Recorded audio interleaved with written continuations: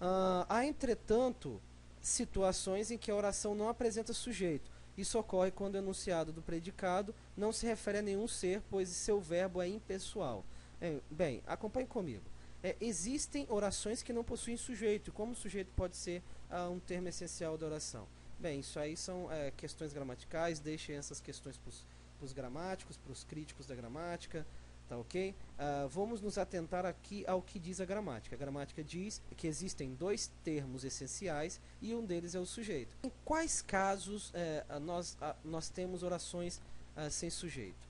Quando os verbos indicam fenômenos naturais. Chover, ventar, nevar e amanhecer.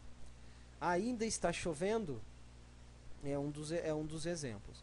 Quando o verbo ser estiver na terceira pessoa do singular, designando modo, tempo ou lugar, ou mesmo no começo de narrações. Lembra do era uma vez, quando eu era criança? Então, isso quer dizer que não existe sujeito nesta oração. Era sábado, era sobremesa, era uma vez. Terceiro, verbo fazer, ser, estar, indicando tempo ou clima. Faz 2 anos que ele saiu. É 1 hora. Lembre-se dessas regras, ok? Isso são regras. Como são regras, precisam ser consultadas. Faça consulta até você se sentir confortável, que você vai internalizando aos poucos todas essas regras em relação a orações sem sujeito. Tá? Está frio é um outro exemplo. O verbo haver no sentido de existir ou mesmo indicando o tempo decorrido. Havia 5 alunos na biblioteca. Há 2 meses não vejo TV.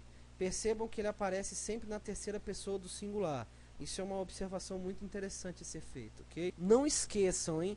Muitos gramáticos afirmam que quando a área do sujeito é representada por um pronome indefinido, não anafórico, ou seja, que não faz referência a nada dentro do texto ou a ninguém, o sujeito deve ser classificado como indeterminado, tá? Como assim? Ninguém respondeu à prova. Eu tenho aqui ninguém como o sujeito, porque ele está explícito, porque quando eu pergunto quem respondeu à prova, a minha resposta para essa pergunta é ninguém. Então ninguém aparece como sujeito simples, ok? Mas existem gramáticos que dizem que você não pode fazer referência a ninguém.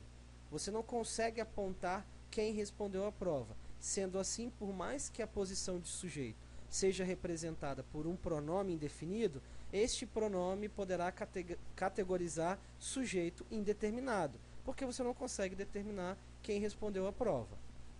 Ok? Sujeito, ninguém.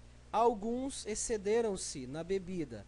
O mesmo acontece nesta oração. Alguns é um sujeito indeterminado, sendo assim, ele é o sujeito da oração, por mais que ele seja indeterminado. Ele está ocupando a função e o papel de sujeito.